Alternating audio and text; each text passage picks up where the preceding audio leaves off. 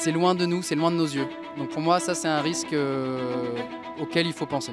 Parce qu'aujourd'hui, nous devons lutter contre le dérèglement climatique. Et créer localement des spots de biodiversité. Parce que la mer, elle concerne tout le monde.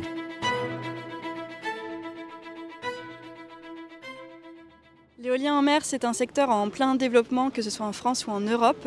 En France, on a une dizaine de parcs éoliens en mer qui sont actés aujourd'hui, donc qui soient en fonctionnement ou en recherche de développeurs et d'exploitants. Et les objectifs gouvernementaux, c'est d'atteindre plutôt une cinquantaine de parcs à l'horizon 2050. C'est un des enjeux majeurs de ce débat public où en 6 mois, on va devoir décider la localisation de 15 parcs pour qu'ils soient pleinement fonctionnels en 2035. Pourquoi c'est important ?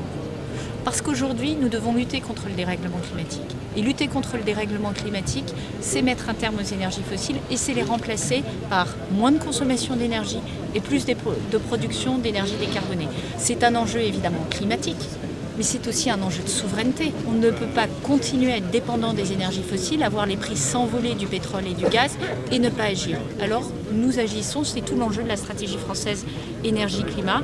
Et derrière ça, c'est aussi des retombées économiques et sociales pour les habitants. Je le dis, c'est des emplois et c'est de la sécurité d'approvisionnement et donc un coût de l'énergie qui sera beaucoup moins volatile, qui n'atteindront pas les sommets qu'on a connus l'année dernière. C'est ça qui est en jeu aujourd'hui. Au niveau des interrogations ou des points d'attention pour des projets développement d'éolien en mer, c'est particulièrement tout le suivi de l'environnement. Et dans le cadre de Provence Grand Large, on a déployé une quinzaine de campagnes en mer pour avoir une meilleure connaissance de l'environnement, tant au niveau de la vie sur le sol marin que la ressource halieutique, c'est-à-dire tous les poissons, le bruit ambiant également sous-marin, la qualité de l'eau et les oiseaux.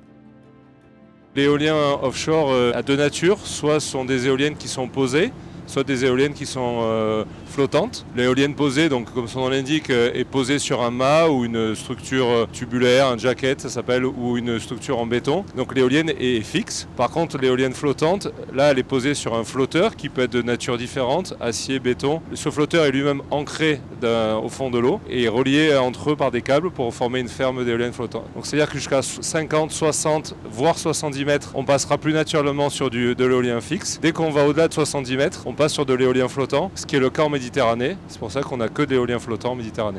L'impact sur l'environnement est très différent du fait que les ancrages vont permettre de se mettre beaucoup plus loin de la côte. Par contre, le fait de poser des ancres va prendre une emprise au sol plus grande et potentiellement avoir plus d'impact sur la pêche. En revanche, les flotteurs sont des surfaces beaucoup plus grandes et donc elles vont être amenées à être beaucoup plus colonisées par de la vie marine et créer localement des spots de biodiversité. Comparé à l'éolien terrestre, l'éolien en mer a plusieurs avantages. Donc déjà profiter d'un vent qui est plus stable et moins turbulent qu'à terre, donc une production énergétique qui sera plus performante. Les inconvénients de l'éolien offshore, à l'heure actuelle, c'est le prix. En effet, installer des choses en mer, n'importe quelle structure offshore, ça demande beaucoup d'investissement. Ça va demander une maintenance beaucoup plus complexe. Moi, mon point de vue, c'est que comme toute énergie renouvelable, ça ne peut être qu'une solution sous réserve de réinterroger notre niveau de consommation d'énergie et la finalité de notre consommation d'énergie. Pourquoi est-ce qu'on la produit, qu'est-ce qu'on en fait? Quelque chose que j'aime bien sur l'éolien à terre, c'est que ça nous remet face à notre niveau de consommation d'énergie. C'est-à-dire qu'on se réapproprie la production d'énergie parce que les sources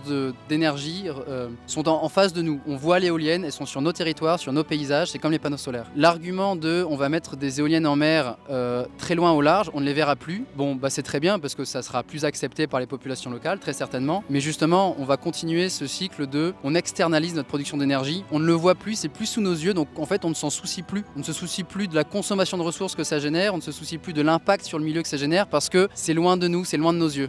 Donc pour moi, ça c'est un risque auquel il faut penser. Cette consultation, elle est très importante parce qu'elle ne va pas se renouveler avant 6 ans et elle va donner des éléments directeurs pour en particulier l'éolien en mer et on a jusqu'à la fin avril pour se prononcer et donc je vous invite tous à participer à ce débat parce que la mer, elle concerne tout le monde.